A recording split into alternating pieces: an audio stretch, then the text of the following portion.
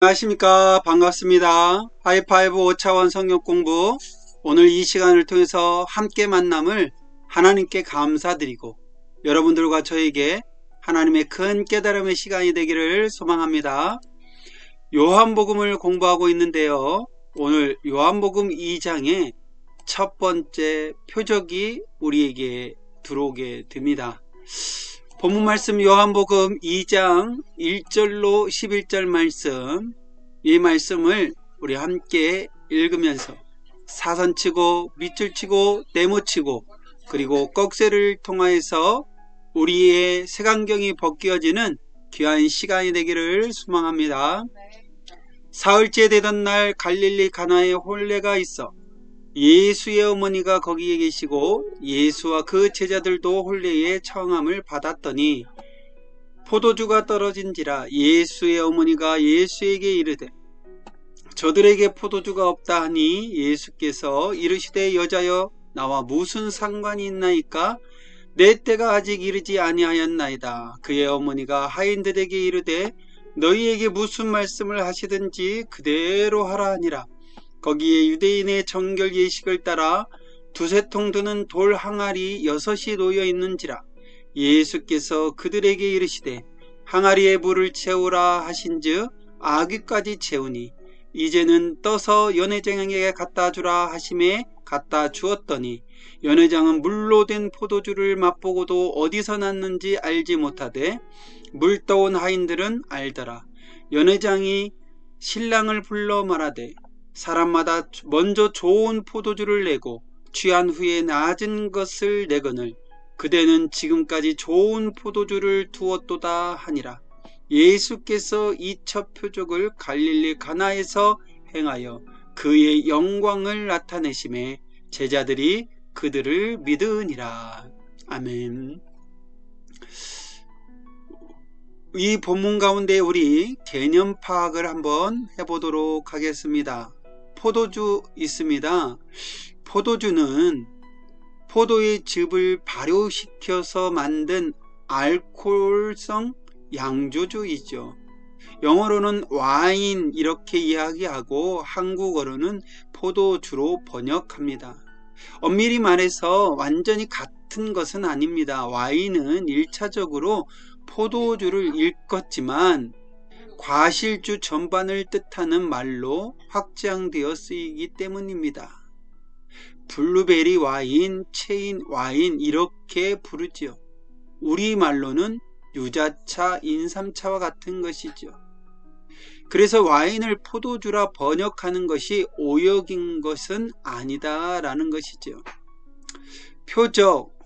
표적이나 이적 또는 기적, 이것은 주로 같은 상황에서 등장하는 서로 다른 의미의 용어들입니다.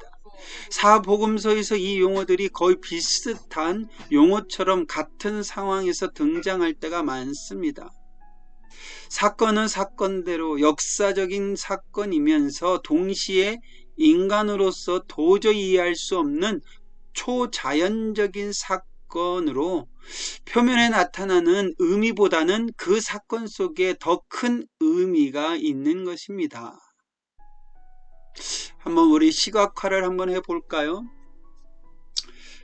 물 H2O가 C2H6O가 되었다. 과학적으로 이것은 불가능한 내용입니다. 우리는 일반적으로 와인 하면 레드 와인을 생각하고 있는데 보편적으로 화이트 와인도 많이 있다라는 것이죠. 물이 포도주가 되었다라는 것 가운데에 우리가 가지고 있는 이런 감각적인 것을 통해서 보면 색깔은 과연 어떤 것, 그리고 냄새는 과연 어떤 냄새가 났을까, 이것을 취하여서 전혀 알지 못하였을까 하는 의문도 생기게 되어집니다. 사건과 나와의 관계에서 우리는 이런 생각을 한번 해봅니다. 물이 변하여 포도주가 된 것은 나와 무슨 의미가 있는 것일까? 표면적으로 나타나는 사건은 나에게 잠깐의 마술과 같을 뿐 아무런 의미가 없습니다. 물이 변하여 포도주가 된 것 마시면 끝이죠. 예수님은 이런 능력이 있어서 좋을지 몰라도 나에게는 아무런 도움이 되지 않습니다. 차라리 나의 문제를 해결해 주시든지 아니면 성공할 수 있는 능력을 나에게 주었더라면 더 도움이 되지 않을까요? 만일 나에게 이런 능력이 있다면 나는 어떻게 사용할까? 그럼 나도 하나님의 아들이 되는 것일까? 그래서 하나님의 계획대로 십자가의 고통을 감당하는 사람이 되어야 하는 걸까? 앞으로 이렇게 살아가야 한다고 한다면 이 능력을 내가 받을 수 있을까? 이건 많이 생각해야 할 문제인 것 같습니다. 요한복음 이 첫 번째 이적에 대한 이해를 우리가 돕고자 합니다. 요한은 가나안 혼인잔치 사건을 첫 표적이라 말합니다. 예수님의 표적은 성경에서 기록되지 않은 것 많이 있습니다. 요한이 특별히 오늘 사건을 첫 표적이라 말하는 의미가 있다면 표면적으로는 나타난 것 말고 사건에 담긴 의미를 생각하게 합니다. 예수님은 누구인가? 분명하게 가르치고 있습니다. 하나님의 아들 예수 그리스도가 놀라운 표적을 보이고 있습니다.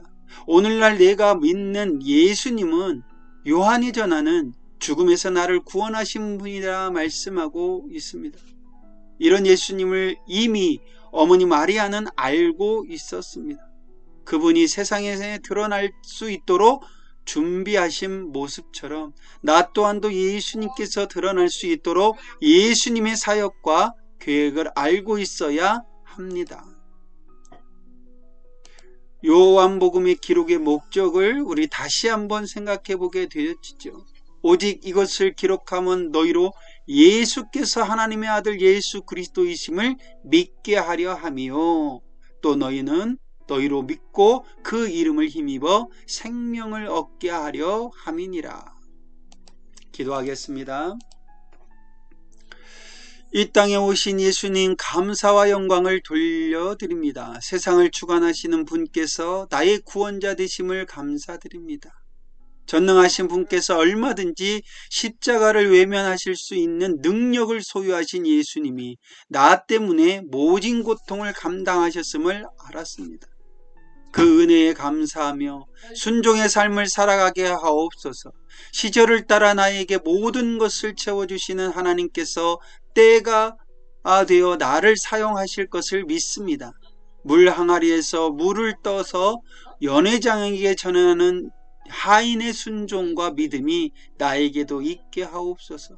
늘 예수님이 함께 하심을 깨닫게 하시고 그분이 함께 하심으로 기쁨과 행복이 넘치게 하옵소서. 나의 일상에서 그리스도의 표적을 나타내어 세상을 놀라게 하시고 예수 그리스도를 증거하는 일꾼으로 사용하옵소서. 예수님의 이름으로 기도하옵나이다. 아멘. 건강한 체력을 통하여 하나님의 일을 감당하는 일꾼이 되기를 소망합니다. 함께 산책하는 것은 어떨까 합니다. 같이 보폭을 마치며 함께 걸어가는 것 시간이 많이 걸릴 것 같지만 그러나 그것이 가장 완주할 수 있는 비결의 방법이 아닐까 생각합니다. 잇몸 일으키기를 통하여 균형 잡힌 몸, 이것 또한 정말로 중요한 것 같습니다. 우리는 어느 쪽에 치우치지 않고 하나님 편에서 함께 가는 자 되어야 합니다. 또한 사이클을 통하여 하체가 튼튼한 것은 끝까지 완주할 수 있는 체력을 의미하는 것이지요. 말씀을 마치고자 합니다. 우리가 표적을 통하여서 예수님을 믿는 것은 아닙니다. 능력이 있는 그분께서 이와 같은 표면적으로 보여지는 이 능력을 우리에게 보여준 것은 진정 하나님의 아들이 내가 믿는 예수님이라는 것을 다시 한번 전하고 있는 오늘 이 메시지를 통해서 여러분들과 내가 그분을 통하여 하나님의 영광을 나타내는 믿음의 지체가 되기를 소망합니다. 네, 수고하셨습니다. 감사합니다.